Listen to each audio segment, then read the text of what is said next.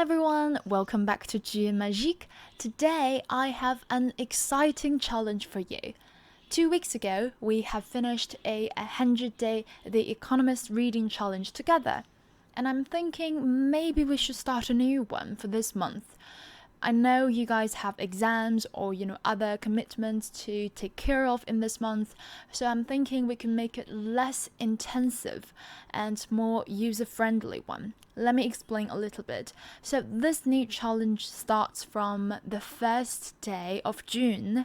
I have been reading articles from The Economist every day, and I am going to pick one article each week and make a video of it and upload it each Sunday.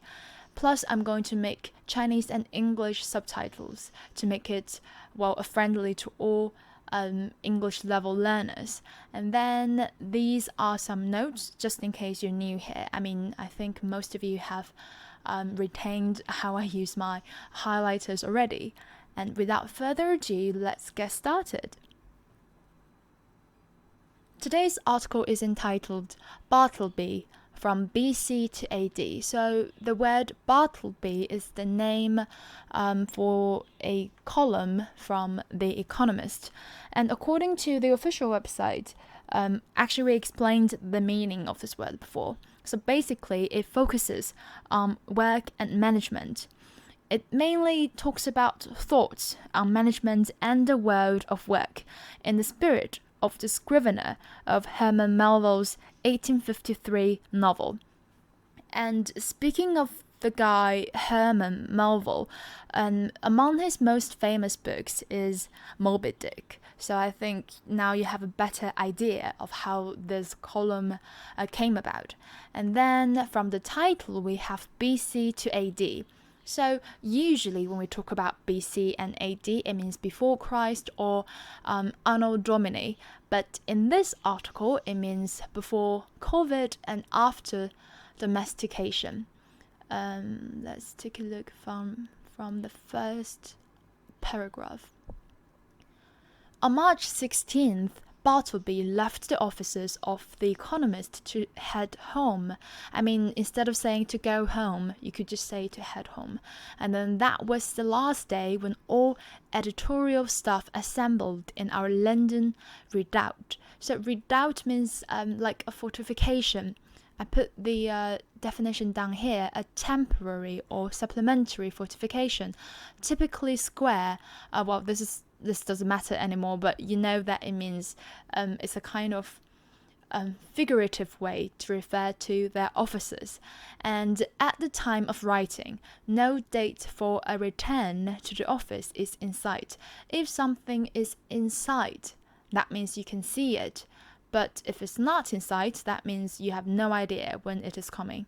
And then next one, January and February. I'm going to okay, maybe I can't do it like this. January and February seem like an ancient era, the BC before coronavirus to the new AD after domestication. Speaking of the word domestication, maybe the first thing that comes to your mind is how you tame animals. But here it means make a person to love or fond of and good at home life and the tasks that is involved. So basically you have adjusted to being a home person or a couch potato in some people's cases.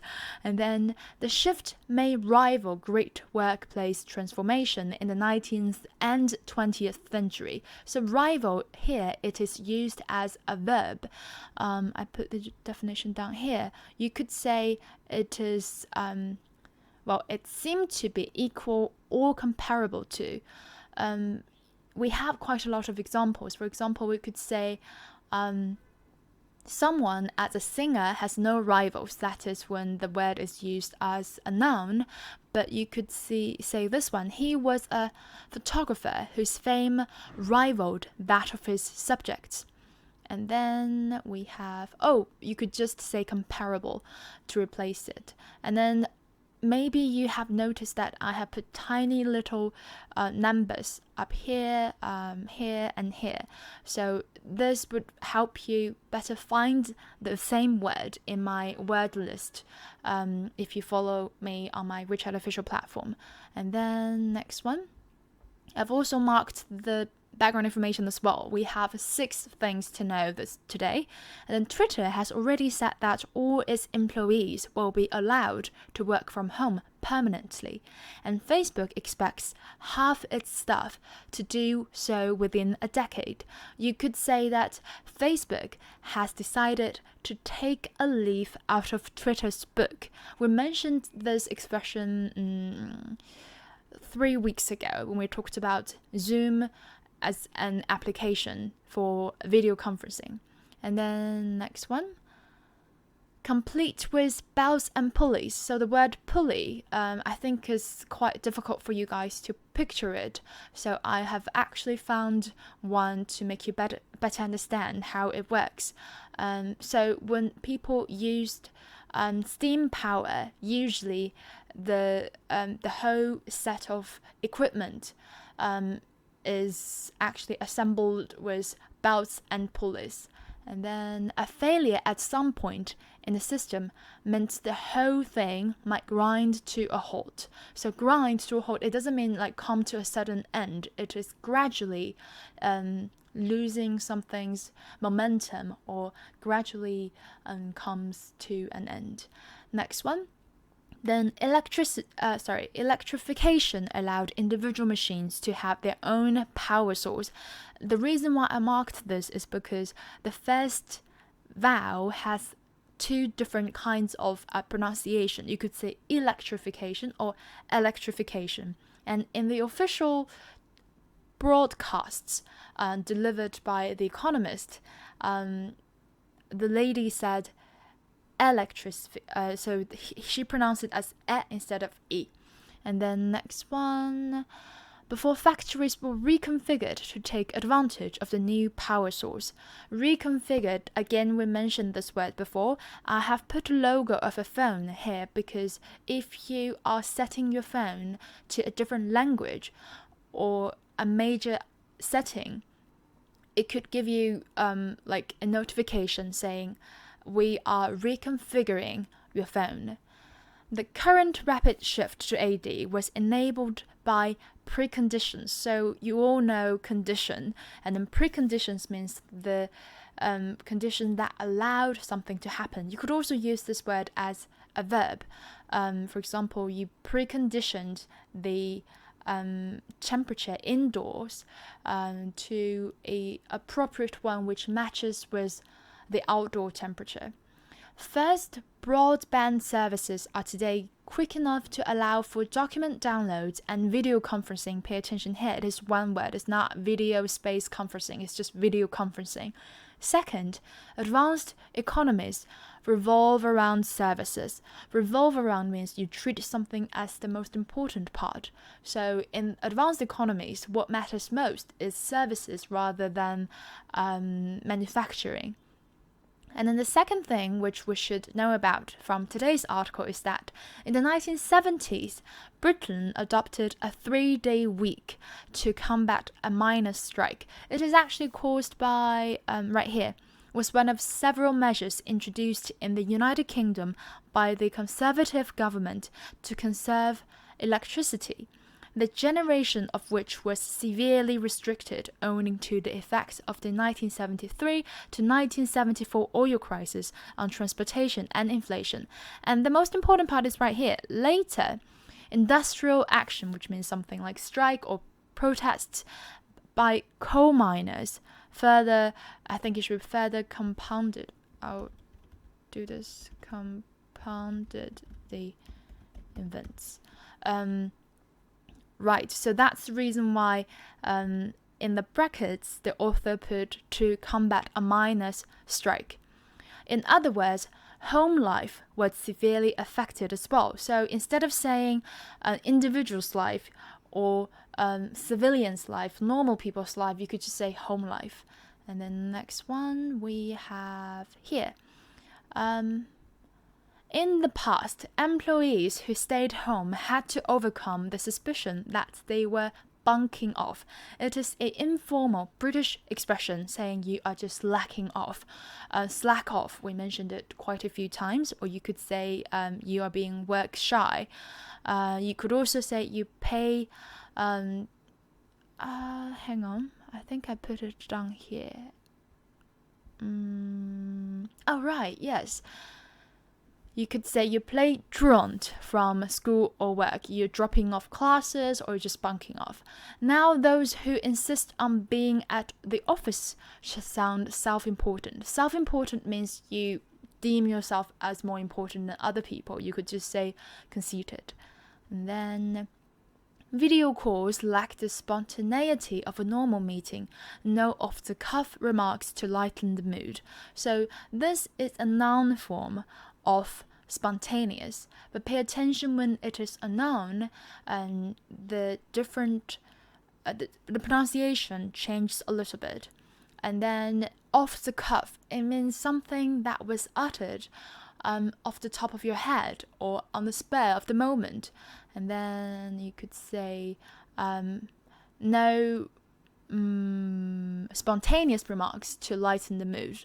And then distance makes it difficult to generate camaraderie. Again, it is the same as the French equivalent, but then pay attention to the difference of pronunciation. It's camaraderie, but then here is a O in the noun form, comrade. And then creativity is probably harder to foster. So the word foster and generate, literally they are quite similar in these two phrases. And then next one, a consultancy says new ideas come from weak links in networks, i.e. people who you meet occasionally. I think this is absolutely true because last week I had like a meetup with my friends. They have offered me some valuable ideas in terms of how I can do this channel better. So I think that really works. And then for the past 2 months, they have not had to commute and will have enjoyed the hiatus. Hiatus means you have a little pause or interval when you're doing something. Again, instead of saying have stuffed themselves onto crowded trains and buses, you could say cram themselves, which is an expression we learned about in distance working. I'm going to link those two articles down below. Employers, for their part, have maintained expensive digs in city centres. Well, instead of saying expensive, if something is extremely expensive, you could say exorbitant, or then you could call it ruinously pricey. Which is a word we mentioned in the Zoom meeting. So I strongly recommend you to go through some of our old videos because there you're going to get quite a lot of prior knowledge. And then the rent is only part of the cost. There is the cleaning, lighting, printers, catering, and security on top. Again, sometimes apart from saying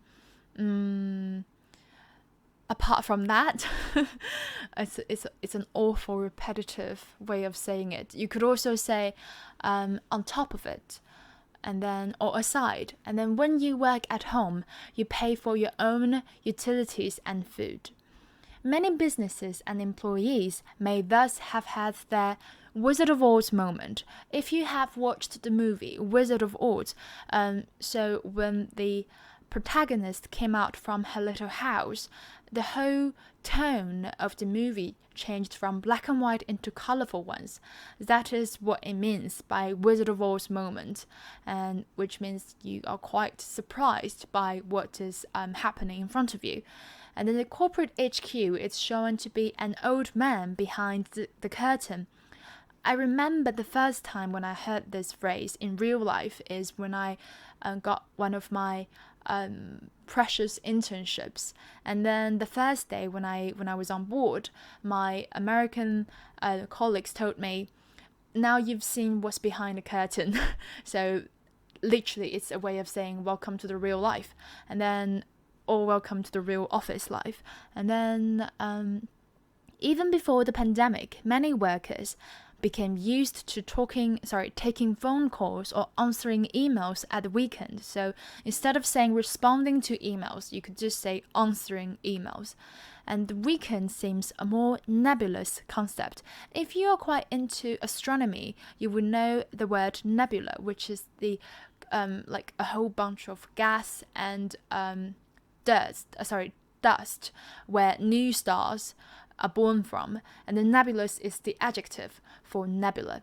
And then the only thing which is fixed, and then as Madness, a British pop group, sang about school in baggy trousers, people are reduced to trying different ways to make a difference to the days. So I actually googled this song, and I found some interesting comment on Nettie's music. So you guys, if you're interested, you can go there and have a look. And then are reduced to, it means you have some difficult situation which has forced you to make something desperate. You could also say in reduced circumstance to mean the same thing as in hardship. And then, in a sense, this is a return to normal. Until the 19th century, most people worked at or close to their homes. It is, the last kind of background information we need to know for today. And let me make a quick summary. Actually, I'm just going to use the grey words. The COVID-19 has split our time into BC and AD, i.e. before coronavirus and after domestication. The author mentioned the significance of such change and has has compared it to the drastic change in workplace in the 19th and the 20th century. And then the author went on and talked about the advantages and disadvantages of such difference. So things are missing, the spontaneity of normal meeting and off-the-cuff remarks have become history, but at the same time, people could save themselves the hustle of daily commuting. Employers could save a shitload of money from cleaning, lighting, printers, catering, and other services. Also, it is worth mentioning that the faith in central office could be quite difficult to restore. In the end, the author concluded that it's difficult for us to restore the BC way of work, and whether we like it or not, and whether it's worth the candle or not, we might have to adapt to the new AD working style. And that's it for today's lesson. And don't forget to hashtag this one, 28 days, if you want to show that you're part of this challenge. And don't forget to give me a thumb up and subscribe if you like this video. And have a lovely weekend. Bye!